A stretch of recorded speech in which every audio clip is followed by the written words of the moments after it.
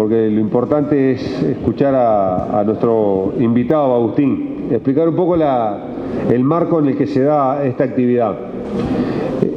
Algunos compañeros, Gilberto entre ellos, quien les habla, nos hemos encontrado con distintos compañeros, en particular con el Flaco, el chileno, Lilian, y hemos decidido iniciar un camino de, en conjunto, planificar algunas actividades para sumar al Frente Amplio. Esa es un poco la idea.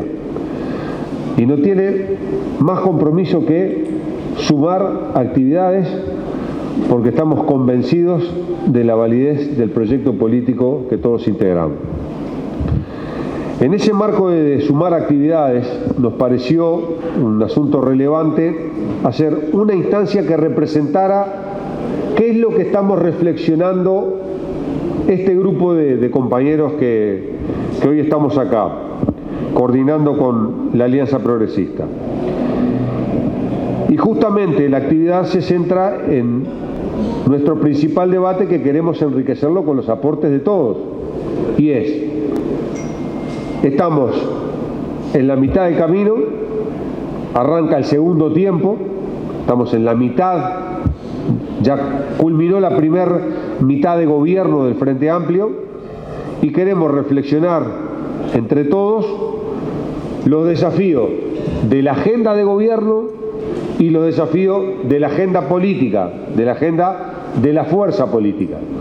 Y nos pareció importante contar con un análisis de un compañero conocido por todos nosotros, como Agustín, presidente de la Fundación Liber Seregni, que nos pueda brindar. Director, ¿verdad? Los presidentes, ¿verdad? Para que con los títulos siempre tenemos problemas. Es el director de la Fundación Liber Seregni, y reflexionar sobre eso. La modalidad que hemos pensado es un tiempo extendido de Agustín sobre estos temas, que nos provoque el debate, el desafío.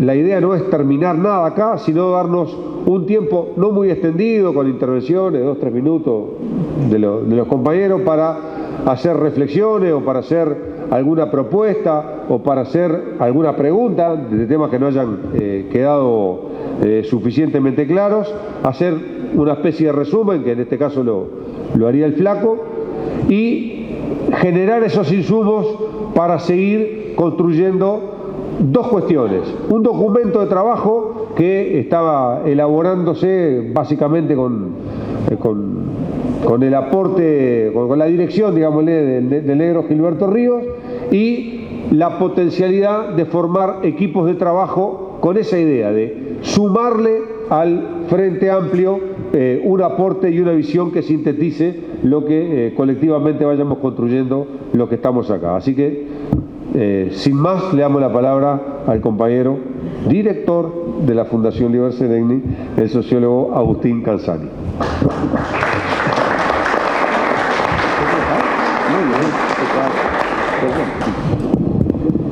Bueno, buenas noches. Quiero aclarar que además, por supuesto, voy a hablar a título personal, no hay una opinión de la Fundación sobre estos temas. Y cuando hace algún tiempo, con el Flaco, luego con Gerardo, hablamos de este asunto, como pasó cierto periodo, uno había notado algunas cosas, pero después siempre tiene la tentación de revisarlas. Entonces, yo lo que voy a hacer es intentar reflexionar un poquito de cómo llegamos hasta acá como Frente Amplio, de cuál ha sido de manera más específica, desde mi punto de vista, el balance de este primer tiempo, de este periodo de gobierno, cuáles son los desafíos, en mi opinión, para el segundo tiempo de este periodo de gobierno, y cuáles son desafíos de otro tipo, que son de mediano y largo plazo, pero que ya están arriba de la mesa en este momento, ¿no? Entonces, por ahí van a ir mis reflexiones. No es una cosa, aunque estos papeles puedan sugerir otra cuestión, no es una cosa demasiado ordenada tampoco, ¿no? Sino que fui anotando algunas cuestiones y Y realmente les quiero agradecer la invitación, pero además porque me parece especialmente importante tener este tipo de encuentros donde uno pueda intercambiar, comentar y debatir con compañeras y compañeros. Creo que es un elemento muy necesario, y me alegra mucho que en los últimos meses esto está pasando con bastante frecuencia dentro del Frente Amplio, con una frecuencia a la que nos habíamos desacostumbrado y que me parece que es cada vez más importante, y que para mí es un síntoma de revitalización que hay que tener en cuenta. Yo voy a intentar hacer un análisis de una cuestión que está a caballo de la sociología y de la política, porque tengo un poquito de las dos cosas. Creo que para algunas cosas que voy a decir hay cierta base empírica, es decir, de datos, de información, aunque no la voy a citar, pero para quien le interese puedo aportarla, pero tiene mucho también de interpretación y de visión mía, y por lo tanto es muy opinable. Lo pensé más que nada como un insumo para que pudiera generar intercambio, debate y discusión, y espero que también en algún momento para que pudiera servir a construir síntesis política. Entonces, lo primero es que quiero hacer una reflexión, y les pido disculpas por esto, pero me voy a ir un poquito más atrás para tratar de justificar un punto de partida que me parece que tuvo el Frente Amplio al acceder al gobierno, que yo creo que fue fundamental, que fue la construcción de un marco de referencia para analizar la realidad que se impuso en la sociedad uruguaya de manera muy clara, en mi opinión, en la primera década larga de gobierno del Frente Amplio. Y yo creo que ese marco de referencia, orientado por la izquierda, por el Frente Amplio, que fue el marco predominante en Uruguay durante bastante tiempo, tuvo tres pasos fundamentales en su construcción que creo que son muy relevantes. Primero, un paso de cómo se fue construyendo la herramienta política. Segundo, un paso de cómo se fue acumulando poder. Y tercero, un paso de cómo se fue gobernando. Y aunque me voy a perder unos minutos en esto, espero que sea útil al final porque me parece importante la reflexión. Yo creo que la construcción de la herramienta política como tal del Frente Amplio no es que se haya detenido ahí, pero va en un periodo que está más o menos arbitrariamente entre 1971 y 1989, donde se gana el gobierno de Montevideo. Claramente es una alianza de fuerzas políticas de izquierda y progresistas. Me parece importante decir esto, y no es una concesión porque esté hablando en un lugar donde hay mucha gente de la alianza progresista. Me parece que es un elemento importante, ¿no? Muy importante, porque está en el llamamiento del Frente Amplio, y a veces lo olvidamos. El Frente Amplio nació, y su propio nombre, Frente Amplio, no Frente Popular, tiene mucho que ver con esto, con la conjunción de fuerzas de izquierda y progresistas que se unen para la acción política, ¿no? Y que además establecen que afrontarán unidos las instancias electorales, pero se unen para la acción política, no solo para competir electoralmente. Esto es una diferencia bien importante. Tenemos hoy partidos, tuvimos partidos, y quizás en algún momento tengamos partidos que surgieron, el Partido de la Concertación, como una cuestión electoral. No es eso el Frente Amplio, no lo es. Y que asume la figura de coalición, o sea, de unión de partidos, y la figura de movimiento, de grupos y gente organizada. Pero además el Frente Amplio trae un esquema organizativo que es extremadamente complejo. Cuando uno va al exterior y le dicen, bueno, esto es tan importante, a ver cómo se arma el Frente Amplio, al rato empieza a ver que la gente se empieza a desestimular, porque no entiende cómo funciona esto acá, dónde está el poder, ¿no? Y es muy interesante porque algunos colegas que están en el área de la ciencia política, que conocen bastante más que yo, han intentado analizarlo y dicen, bueno, esto es un sistema de lo que técnicamente se llama pesos y contrapesos.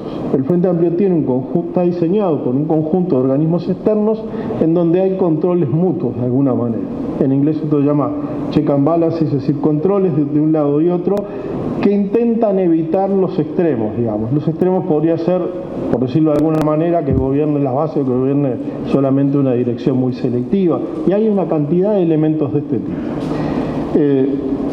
Y así se crea el Frente Amplio, como herramienta política que se va construyendo y reconstruyendo hasta 1989 con algunas variantes interesantes, dando un mensaje muy claro. El Frente Amplio es una opción política electoral que juega en la misma cancha que los otros partidos, en este sentido, aceptando las reglas del juego democrático, pero definiendo un estilo propio de hacer política. Y es un estilo que se define en buena medida por oposición a una vieja forma de hacer política. Y creo que esto también es importante recordarlo.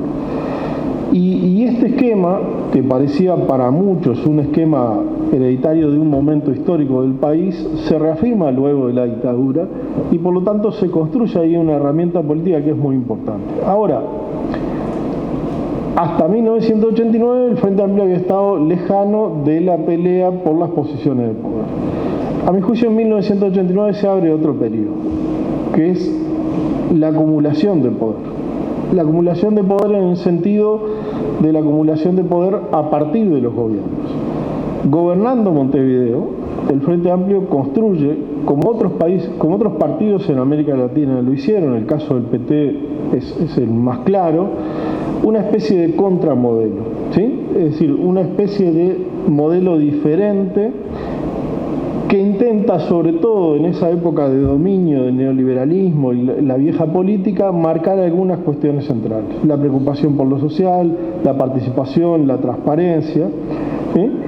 Y paulatinamente, a partir de la experiencia del gobierno de Montevideo, no solo generado por eso, pero también influenciado por eso, se van dando reflexiones y cambios programáticos más importantes de lo que habitualmente estamos habituados a reconocer. Algunos muy importantes realmente. Porque el programa entre 1971 y 84 fue un programa más bien con pocos cambios por las circunstancias, por los hechos.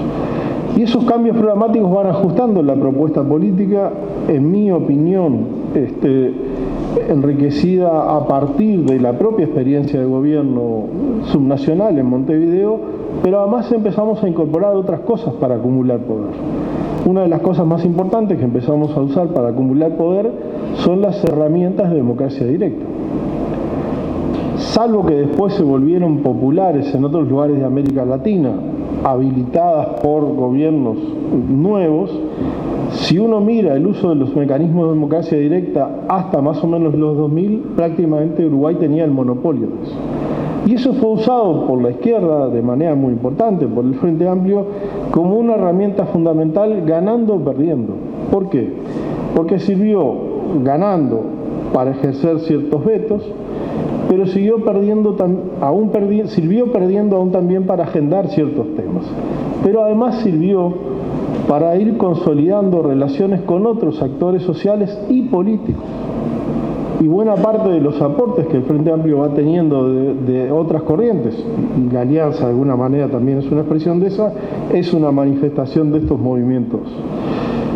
A su vez, una cuestión que yo creo que es importante es que aún llegando al poder en el gobierno de Montevideo, el Frente Amplio no se desmoviliza, sigue teniendo un estado de movilización permanente y eso genera un mensaje hacia los partidos tradicionales de claramente oposición a su modelo, pero siendo un actor sistémico dentro de las reglas de juego democrático, que empieza a reivindicar también su capacidad de interpretar la realidad y representar mayorías nacionales y constituirse en una expectativa creíble de poder. Más allá de todas las crisis que tuvimos y los problemas que enfrentamos. Y claramente la situación que se genera con la crisis de 2002 coloca al Frente Amplio como la opción de gobierno en ese momento. Esta es la segunda etapa. Yo creo que la tercera etapa tiene que ver con el gobierno. Y voy a analizar acá, y voy a después tratar de que quede claro, los dos primeros periodos de gobierno nacional del Frente Amplio. Me parece que hay algunos signos muy marcados en los dos primeros gobiernos del Frente Amplio que son bien importantes. Hay una preocupación por los más pobres y eso se refleja mucho en una redefinición de la matriz de protección social en Uruguay, que podrá tener problemas, pero se redefine de manera importante. Hay una preocupación por los trabajadores y eso lo expresa la enorme cantidad de reformas laborales, todas las políticas laborales del Frente Amplio.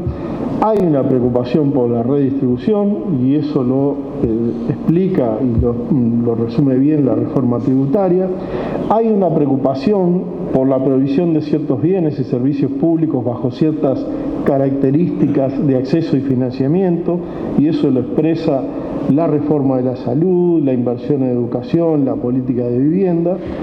Hay una preocupación por la gestión pública, más allá de los contraluces, de las luces y sombras que eso pueda tener, que eso implica el reingreso de la política al Estado y la revalorización del Estado en varias arenas de políticas públicas, desmercantilizar o avanzar en la desmercantilización de algunas áreas. La salud me parece el caso más importante, pero tiene que ver con el redimensionamiento de los bancos estatales, el banco hipotecario es un ejemplo claro, con la creación de nuevas institucionalidades, desde la investigación científica hasta el sistema de vivienda, etc. Hay una preocupación, especialmente en el segundo ciclo, por la nueva agenda, lo que llamamos la nueva agenda de derechos. Eso tiene que ver con el matrimonio igualitario, con la despenalización del aborto, con la regulación del consumo de marihuana, con la despenalización de su consumo, etc. Y el mensaje acá, en este periodo, a mi juicio, es el Frente Amplio sigue siendo un actor sistémico dentro del sistema político uruguayo, pero busca llevar adelante gobiernos transformadores, más allá de que puede lograr algunos objetivos con mucha nitidez y otros no tanto, busca instaurar una sociedad nueva con características distintas, algunos de los rasgos ya mencioné, pero también crea un partido dominante, y hay que decirlo el partido dominante en la definición más técnica, un partido claramente mayoritario que Uruguay no tenía desde hacía mucho tiempo, que no solo tiene capacidad de manejar la agenda política y legislativa, sino que además tiene capacidad de convencer a buena parte de la población de que los rumbos que propone son los adecuados, aún en temas que son polémicos. La reforma tributaria creo que es un caso. Entonces, se termina consolidando un esquema en el cual el marco de interpretación de la realidad en la mayor parte de los aspectos es el marco que propone el Frente Amplio, que propone lo que llamamos la izquierda y el progresismo en Uruguay. Quizás en los dos primeros gobiernos el único punto en donde esto estuvo en algún momento hackeado fue el tema de la seguridad pública, pero en los demás, de manera más fácil o más difícil, ese marco de referencia operó. Ahora bien, ¿qué pasa en el tercer gobierno del Frente Amplio? Yo utilizo acá un término que se lo sentí una vez a un ingeniero amigo, que como además es tipo, me lo contó arriba de un avión, la peor experiencia que lo que se llama fatiga de material, ¿no? La fatiga, sí, arriba de un avión, ¿no? El tipo tiene sus cosas. Y ahí sí, dije, bueno, ¿no? Podemos recordar el negro Lescano, ¿no? Que tenía el problema con los aviones, ¿no? Claro. La fatiga de material es que un material, se llama fatiga de material, un concepto por el cual un material tiene probabilidad de romperse más fácilmente si está sometido a lo que los ingenieros llaman cargas dinámicas que cargas estáticas. ¿Tá? Por eso es muy importante en el avión el tema de la fatiga de material. Pues no es una cosa estática, es una cosa... Bueno, esto me explicaba mi amigo ingeniero mientras despegaba. En un avión en Colombia, además, de la compañía media, y nota ahí. Bueno. Y yo creo que en 2015 hemos notado la fatiga de material. ¿Por qué? Por varias razones. Primero, porque claramente encontramos un contexto económico menos favorable. Cuando se inició el gobierno, encontramos eso. Hay que decir la verdad. Creo que porque también tuvimos menos claridad en la agenda de gobierno, resultado de un debate estratégico menos profundo. Si uno lee el programa del Frente Amplio, un amigo, a quien no voy a nombrar, decía que hacía de Paolo Montero, ¿no? en la discusión programática. Cuando había una pelota picando, le pegaba y la sacaba del estadio para que no hubiera ningún riesgo de poner ningún disparate en programa. Y eso tenía, digamos, ciertos efectos, pero también nos hemos acostumbrado en algún determinado momento a que la discusión programática termina en una cosa que es un poco lavada. Y en algún sentido uno lo notaba cuando miraba el programa del Frente Amplio. Decía, ¿qué novedades tiene esto? No había muchas, ¿no? No había mucho. Y creo que en algunos casos porque dejamos para adelante algunos debates estratégicos, no los profundizamos. También creo que tuvimos problemas de orientación y gestión en algunas áreas claves, faltas de acuerdos con algunos aliados sociales muy importantes. Eso se vio sobre todo con el movimiento sindical en la discusión del presupuesto. Pero además, mi opinión es que durante la primera parte de este periodo de gobierno tuvimos un déficit muy relevante en términos de articulación política. ¿Qué quiere decir? Yo llamo articulación política el grado en el cual el gobierno, la bancada parlamentaria, la fuerza política, eventualmente también los aliados sociales se vinculan entre sí. Para mí esto tuvo graves problemas desde el inicio.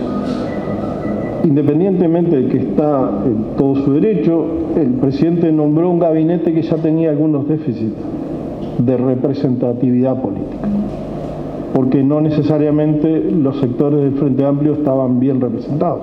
Esto es una opinión absolutamente personal, ¿sí? Pero creo que ahí había ya un problema, ¿sí? Una parte del gabinete eran más hombres y mujeres del presidente que gente de los sectores, y eso genera déficit en la articulación con la fuerza política, probablemente también con la bancada. Pero no es solo una responsabilidad del Poder Ejecutivo. Tuvimos un Frente Amplio casi acéfalo durante un periodo de tiempo muy relevante, ¿sí? Eso, sin duda, también influyó de manera decisiva. Y probablemente tuvimos también dificultades en la coordinación parlamentaria. Entonces, esta dificultad en la articulación política, las articulaciones son las que conectan las distintas partes del cuerpo, hace que ese cuerpo se moviera no demasiado coordinado, ¿no? Y en mi opinión esto se notó bastante durante la primera parte del periodo de gobierno. Adicionalmente, creo que tomamos un tema muy importante, pero lo presentamos públicamente de una manera que no nos favoreció nada. La situación económica era más compleja, pero creamos una sensación de crisis cuasi inminente. Y eso se trasladó muy rápidamente. Y sobre todo se trasladó rápidamente porque en la campaña electoral nos vimos obligados, de alguna forma, con la propia dinámica electoral de la campaña, a mostrar los logros y a mostrar la fortaleza de la economía. Entonces esa contracara pegaba mucho y la gente decía, me mintieron, ¿sí? No era así, pero hay que ir a un razonamiento más sofisticado para explicarlo, y probablemente ese fue un tema que complejizó bastante la gestión, especialmente durante el periodo. En ese contexto de restricción económica, en ese contexto de sensación de posibilidad de crisis y en ese contexto de problema de articulación, la batalla presupuestal fue complicada. Siempre es complicada en Uruguay, pero fue especialmente complicada. Y las respuestas desde la política a algunas relaciones con actores sociales, el caso más típico es el de las medidas en la educación y la declaración de esencialidad, cristalizaron esta situación realmente compleja, que creo que fue difícil de entender para los frentistas en general. Uno no encontraba gente que decía, entiendo por qué es esto, ¿no? Generaba dudas, problemas, etc. Y adicionalmente creo que fuimos un poco ingenuos en términos de generar algunos ámbitos que, más allá de que pueden tener su virtud en términos institucionales, también se constituyeron en palestras para que la oposición hiciera su juego político, ¿no? Claramente la investigadora de ANCAP se transformó en eso, se transformó en un escenario de ese tipo, adicionalmente mostrando las desavenencias que el Frente Amplio tenía en algunos casos sobre cómo había sido manejado ANCAP, y por lo tanto no logramos generar un posicionamiento global de la fuerza política sobre ese tema. Esto hay que reconocerlo. Eso llevó a que sobre fines de 2015 y especialmente en 2016, en mi opinión, perdiéramos el manejo de la agenda pública, algo que no nos había pasado de manera notoria en los 10 años anteriores. Yo recuerdo haber escrito un artículo en el año 2008 que llamaba Marcando la cancha. Yo miraba, hacía el análisis político en 2008 y decía, ¿dónde se está jugando la política uruguaya? En la cancha que marca el Frente Amplio, ¿no? En 2016 empezamos a jugar en una cancha que ya no marcábamos nosotros y a veces marcaban más nuestros adversarios políticos que nosotros mismos. Durante 2016 creo que también tuvimos problemas para que despegaran algunas iniciativas en las áreas de políticas públicas. Algunas por sus propias características, quizás, otras quizás por temas de gestión, es más difícil saberlo, no conozco ese detalle, pero temas como cuidados no los vimos en 2016, ¿sí? Temas como obra pública no lo vimos en 2016. Temas como algunas de las cuestiones de posibles reformas en educación no las vimos en 2016, en mi opinión, y eso generó también una retroalimentación para una etapa mucho más fuerte de hostigamiento de la oposición, que además explotó las brechas internas que dentro del Frente Amplio efectivamente existía y que además se dieron en un periodo en donde buena parte del año 2016 no había una conducción política clara en el Frente Amplio y además había hasta un entorno de competencia, ¿no? Porque estábamos eligiendo la presidencia. El colofón de todo esto más complejo fue la pérdida de la mayoría parlamentaria sobre fines de 2016. Entonces ahí se terminó de complejizar la cosa, y se terminó de complejizar la cosa especialmente porque probablemente nos habíamos acostumbrado demasiado a la mayoría parlamentaria y habíamos desacostumbrado la capacidad de desarrollar mecanismos de negociación con otros.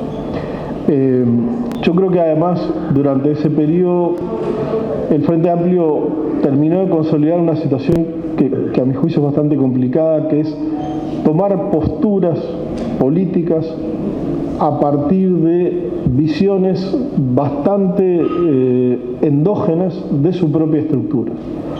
He tenido la oportunidad, y le agradezco realmente, de participar en algunos debates internos, y a mí a veces me da la impresión de que estamos hablando como si estuviéramos en una tribu que no se comunica con el resto de la sociedad, ¿sí? Y entonces, y se lo he comentado a algunas compañeras y compañeros,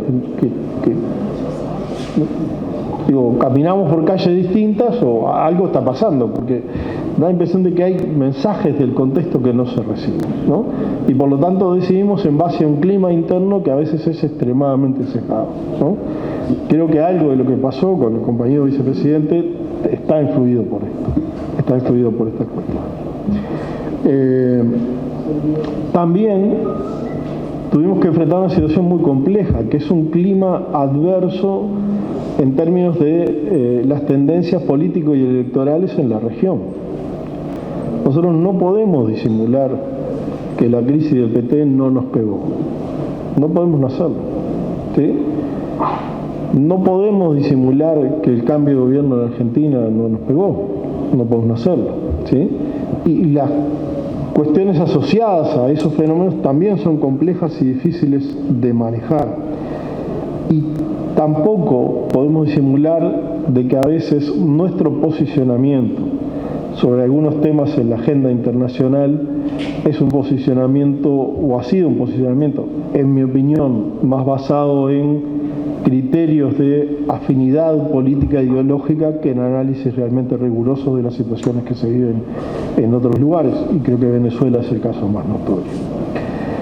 Por lo tanto, creo que se fue instalando una especie de clima muy adverso, sobre todo hasta, diría, el primer semestre de este año, donde la idea era cambio de época, ¿no?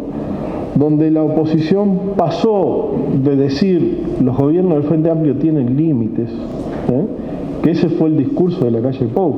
El discurso de la calle Pou es: no voy a cambiar todo, voy a hacer mejor algunas cosas. Ese fue el discurso.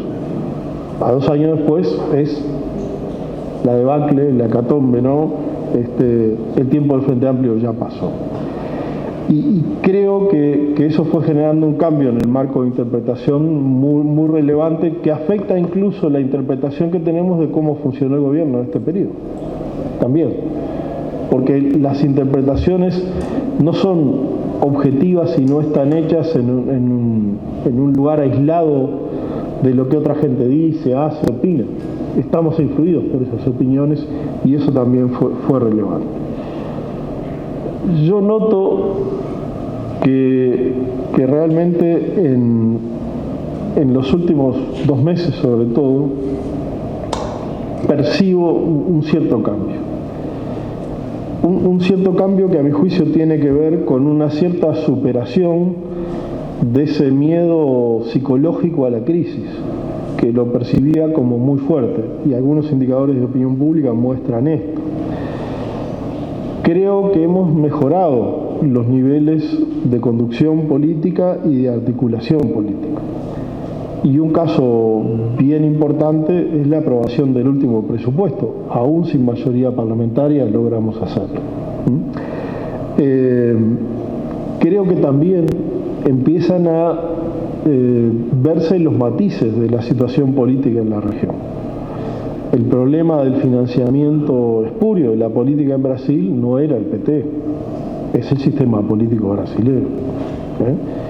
Y alcanzan unos meses de gobierno de temer para ver. Y los cambios de algo que para algunos era inocuo, que empiezan a darse cuando se consolidan ciertas situaciones políticas, como la reforma laboral en Argentina, muestran que no son gobiernos tan inocentes. Y por lo tanto eso también influye en la evaluación. Adicionalmente, hay que reconocerlo, el cuestionamiento ético al que el Frente Amplio se vio enfrentado empieza a ser, no digo eliminado, pero también relativizado, porque parece que los otros partidos no son tan ajenos a estas situaciones, y lo que es peor, no actúan de manera tan categórica frente a estas situaciones. Entonces ahí hay otro cambio en el contexto. Adicionalmente, el Frente recupera la mayoría parlamentaria, empiezan a concretarse algunos proyectos, creo que lo de UPM estos días es interesante, o empiezan a cristalizar algunas cosas, algunas políticas, uno empieza a ver algunas cuestiones de cuidados, por ejemplo, a verlas, ¿sí? Entonces, hay esos cambios. Mi percepción es que, de todas maneras, para la etapa que sigue, la etapa de gobierno que sigue, tenemos desafíos muy parecidos a la primera etapa, aunque estemos en una situación distinta.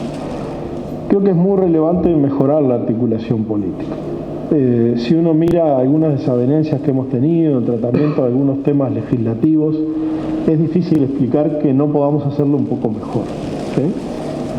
¿Eso implica debate? Sí. ¿Implica negociación? Sí. ¿Implica tensión? Sí. ¿Sí?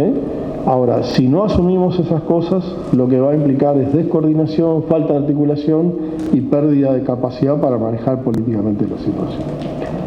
Segundo, creo que tenemos que marcar prioridades. ¿Qué es lo que en este periodo de gobierno podemos hacer de aquí al fin del periodo de gobierno?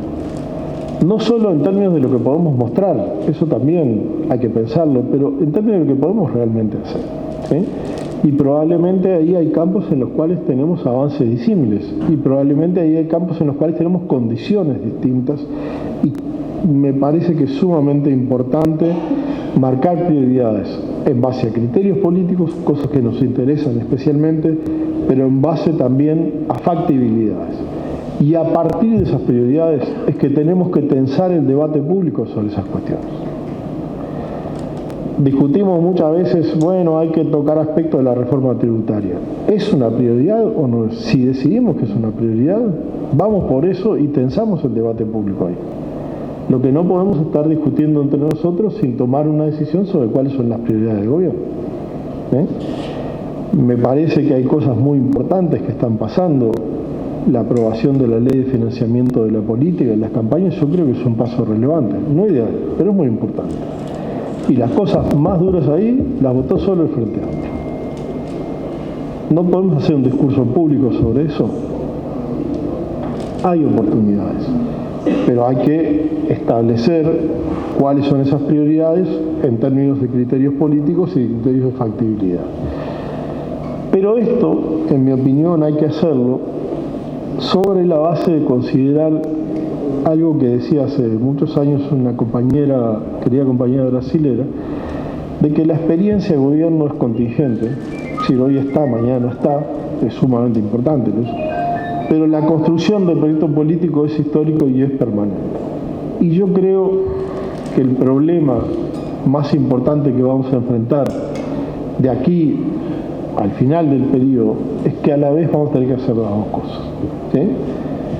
Por usar esa metáfora del avión, de la fatiga material, vamos a tener que reparar el avión mientras vamos andando, porque las dos cosas son relevantes. ¿Y por qué lo digo? Porque me parece que hay una amenaza muy fuerte de que el marco de interpretación de la izquierda empiece a ser cuestionado y empiece a no ser el marco predominante de la sociedad uruguaya. En mi opinión, el marco de interpretación de la izquierda tenía algunos elementos muy importantes: la renovación política, la política como centro de la toma de decisiones, la idea de país productivo, la idea de participación social como un valor, la preocupación permanente por integrar a la gente que queda al costado del camino en el momento que sea, la idea de una sociedad más igualitaria, el concepto de que tenemos un destino colectivo, la reivindicación del Estado como un actor clave, que no quiere decir estatizar todo, quiere decir el Estado como un actor clave en sus diferentes roles, la preocupación por la eficacia de las políticas, que cuando hacemos algo llegue a los beneficiarios, y también una vocación importante de integración regional. Yo creo que hay una lucha de paradigmas de interpretación y que el paradigma de interpretación viene amenazado por otro paradigma que es, bueno, no, la rotación es la esencia de la democracia, cosa que es falsa. La rotación no es la esencia de la democracia.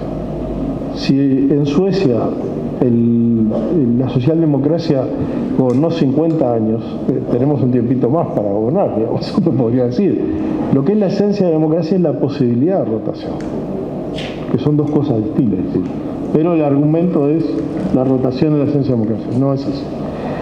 La idea de que la política debe reducirse a patrones técnicos, esto en algunos casos abarca a algunos compañeros, es un debate que he tenido con algunos amigos de EDUI, en mi opinión, de que la economía tiene que estar orientada a lo que sea rentable, y eso implica lo que es rentable para los empresarios, y punto, de que la participación social tiene que tener baja organicidad, porque tienen que decidir ciertas personas, si el Estado decide a través de sus autoridades, de que las políticas sociales son de mínima, son compensatorias, son al inicio, son condicionadas, y el que perdió la oportunidad perdió sus garbanzos y ya está, de que la igualdad se da al inicio y que después todo depende del esfuerzo individual, como si no hubiera circunstancias en la vida que determinaran que a veces no es solo el esfuerzo individual lo que determina el éxito en una trayectoria, lo que del destino es individual y no es colectivo, de que el Estado tiene que ser una cuestión residual, de que lo importante es la eficiencia de las políticas, no la eficacia y por lo tanto el gasto, y que con la región las relaciones son carnales, ¿sí? Si le puedo vender es un amigo y si no le puedo vender... Bien, yo creo que este elemento, esta disputa está presente hoy y tenemos que hacer política tomando en cuenta esta disputa, reconociendo algunos problemas que en mi modesta opinión hemos tenido Algunos son más internos y otros son más externos. Pero primero, hemos tenido dificultades para retroalimentar las políticas en un diálogo del gobierno con la fuerza política y con la sociedad. Hay que reconocerlo y hay que mejorarlo. Hemos tenido falta de autocrítica sobre experiencias de gobierno. Yo no soy un fanático de las redes sociales, me da vergüenza decir que ni siquiera tengo Facebook, ¿no? Suele decir que soy un grupo de Facebook que se llama No Tengo Facebook, digamos, pero tengo Twitter ahí, y a mí a veces me asombra compañeros y compañeras defendiendo cosas en Twitter que yo creo que no son defendibles. ¿Por qué? ¿Por qué? Simplemente porque es algo hecho por nuestra fuerza política. Yo no creo que eso ayude. Otra cosa distinta es salir a criticar y a destruir eso. Pero si nosotros estamos defendiendo algo en lo que a veces uno agarra a alguien y le dice, pero está hecho por el frente. Bueno, no, entonces eso no es una forma, en mi opinión, de trabajar, y hay que tener una cierta autocrítica sobre algunas áreas de experiencia de gobierno, porque los logros y los errores son colectivos, son nuestros, no son de ella, de él o míos. Los logros y los errores son nuestros. Y por lo tanto, si yo hago una crítica, no estoy pegándole a la compañera o al compañero, me estoy pegando a mí mismo. Que tenemos dificultades para integrar nuevos ejes en el discurso político. Tiendo a pensar que hay 4 dimensiones que nos desafían mucho: género, generaciones, identidades y territorios. Y que las integramos ahí a fuerza, y las vamos metiendo, ¿no? Y sacamos una cosita ahí, pero basta ver la dirigencia del Frente Amplio para ver que no integramos estas dimensiones de manera más adecuada posible. Que hemos tomado como una norma el apoyo acrítico a experiencias de otros países, y creo que eso no nos ayuda en nada. Que abusamos mucho de las posturas estereotipadas sobre los más diversos temas, y que a veces eso nos complejiza mucho después poder defenderlas. Y sobre todo, que hemos abandonado la pedagogía social en política. Que la mayoría nos acostumbró a que si teníamos los votos para hacer algo, lo hacíamos. Y si había gente que no entendía, hablando pronto y mal, que se jodiera, ¿no?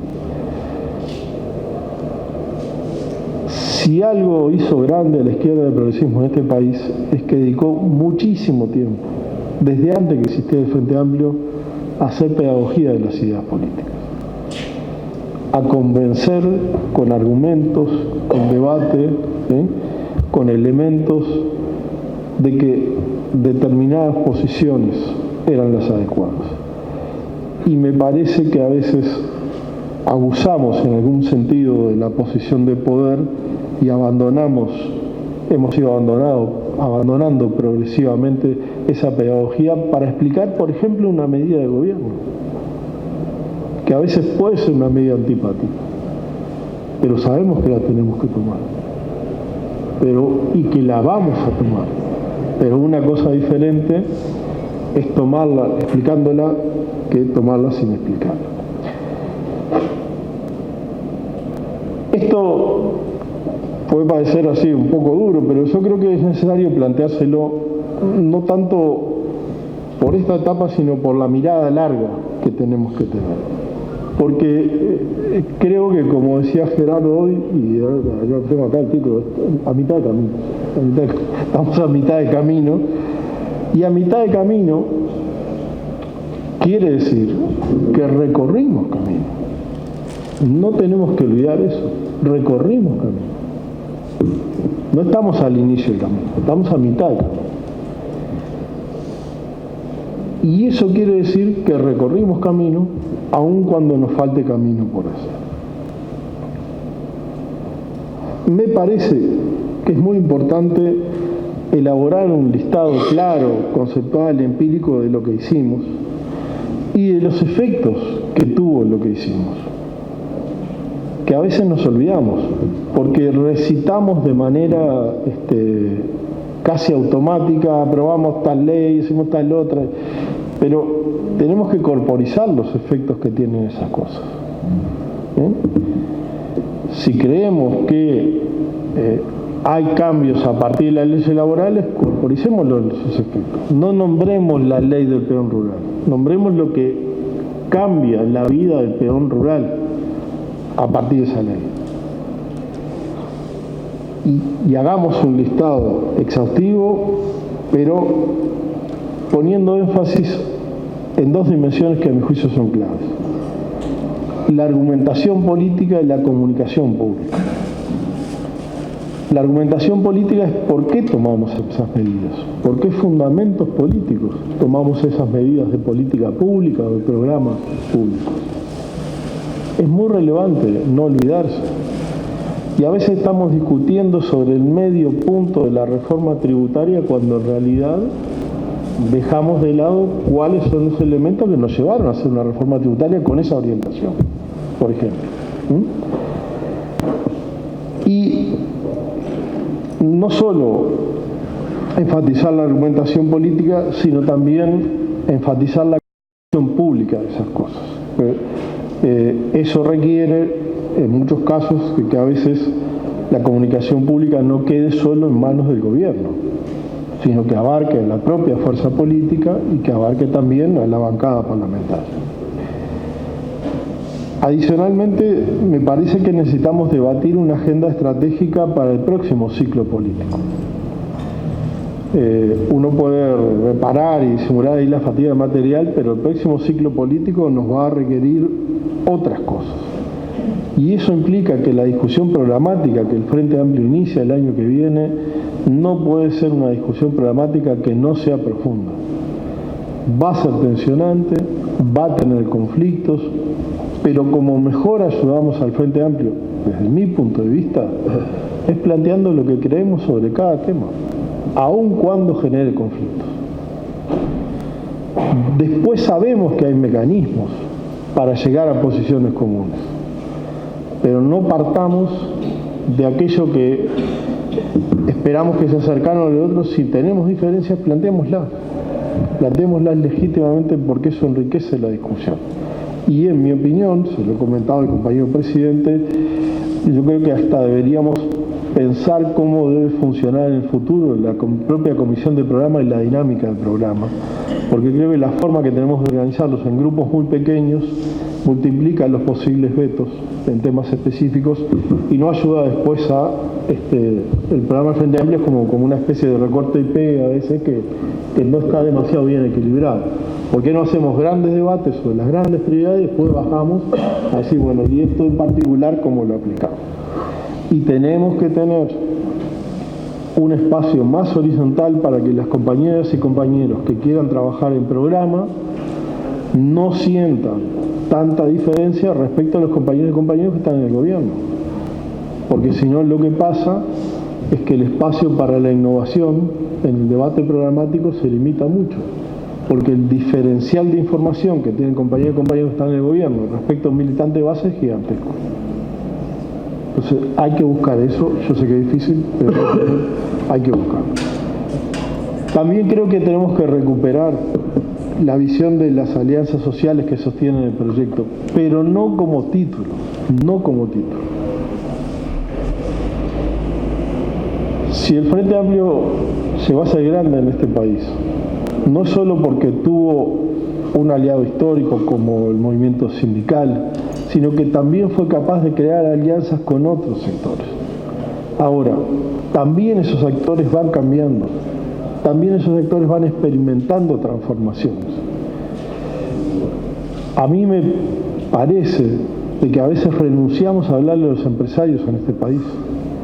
¿Es viable un proyecto político en este tipo de sociedad que renuncia a hablar de los empresarios? Yo creo que no. Pero deberíamos plantearlo. ¿Y la alianza social es solo con el movimiento de los trabajadores organizados? ¿O incluye otras cosas?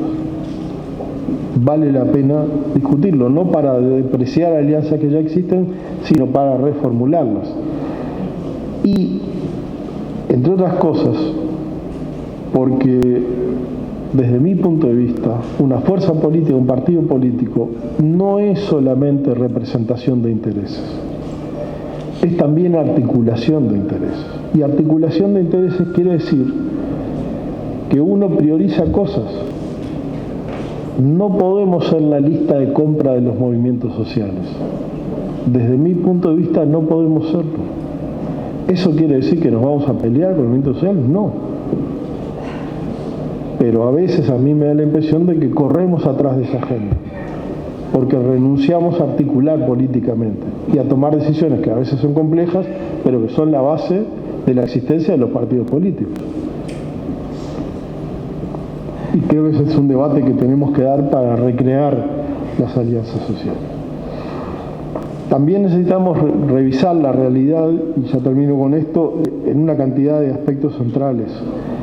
Hoy, la cantidad de información que tenemos para conocer la realidad es gigantesca y crece cada día,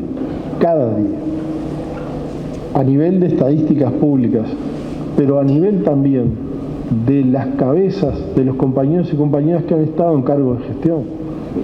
Sabemos muchísimo más del Estado de lo que sabíamos hace 13 años. Nos criamos en un país donde parecía que solo el Partido Colorado podía manejar el Estado.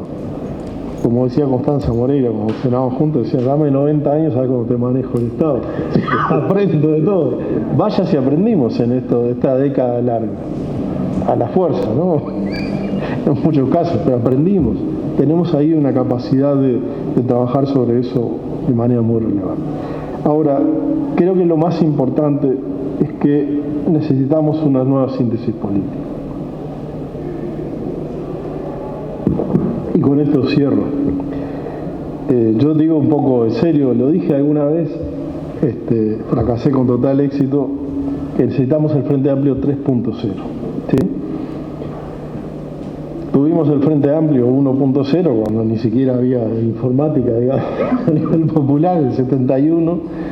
Tuvimos el Frente Amplio 2.0, que fue el que nos llevó al gobierno. Necesitamos una síntesis política del Frente Amplio 3.0 superadora, porque la realidad es distinta, entre otras cosas, por cosas que nosotros ayudamos que cambiar. Y entre otras cosas porque hay cosas que van a seguir cambiando independientemente de lo que hagamos, cambio tecnológico, etc. Y en mi opinión eso requiere por lo menos 3 cuestiones: incorporar y desarrollar temas nuevos a partir de un análisis profundo de la realidad. En la Fundación Sereni estamos trabajando en el tema de futuro del trabajo y trabajo del futuro, porque estamos convencidos que dentro de 20 años vamos a trabajar de otras cosas. Yo que en 20 años puedo estar jubilado, pero dentro de los 50 además. Pero más allá de eso, pero más allá de eso, yo creo que es muy relevante plantearse esos temas, porque tengo un hijo de 23 años que vive otra cosa la que viví yo en términos del mercado laboral. ¿Sí? E intento explicarle que la Fundación Canzani se termina ahora, digamos, el financiamiento, pero no se lo toma muy en serio, pero lo ve de otra manera, y lo ve de otra manera, y sus amigos de otra manera. Es un efecto de ese tipo, es otra lógica, y como ese otros temas, tenemos que incorporarlo. No podemos hablar del trabajo en el programa del Frente Amplio para el 2020, como hablamos del trabajo en el programa del Frente Amplio del 2004, el 2009 y el 2014. No podemos hacerlo, en mi opinión. Tenemos que ir con enfoques nuevos para viejos temas, ¿no? Creo que educación es uno de los temas que nos interpela, y no necesariamente porque no hayamos hecho cosas en educación, sino porque probablemente necesitamos hacer más cosas todavía. pero tenemos que enfocar temas de una manera distinta. Y quizás los temas nuevos que incorporamos nos requieren enfoques nuevos. Quizás el tema del futuro del trabajo nos requiere repensar aspectos de la legislación laboral. ¿Por qué no? Pero también necesitamos elencos renovados.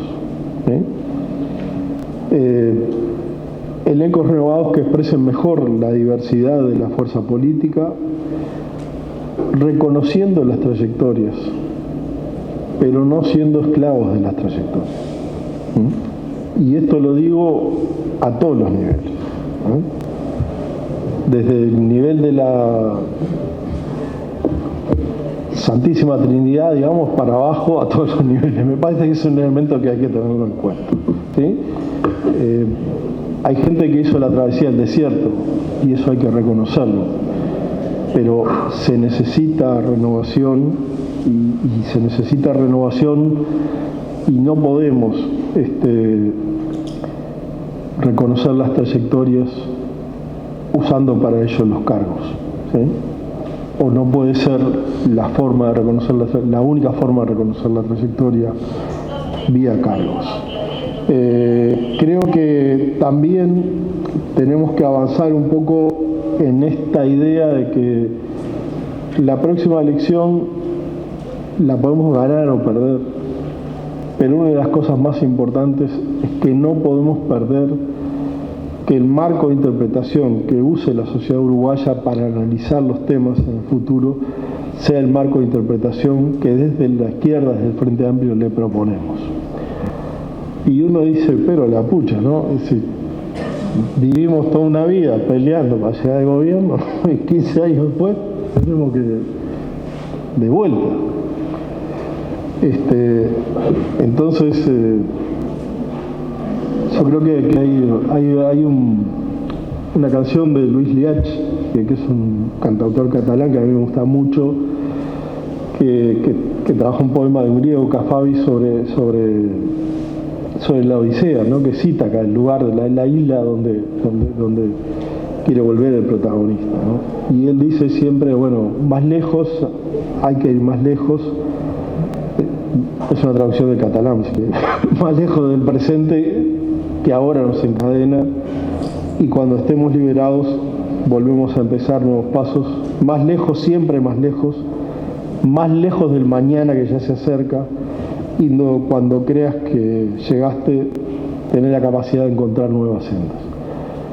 Yo creo que cada tanto voy en Maldonado, un barcito llamadita que tiene esto ahí pegado en la chimenea, y creo que esto, desde mi punto de vista, es ser de izquierda, ¿no? Es que uno logra un conjunto de cosas, pero la realidad le empieza a proponer otros desafíos.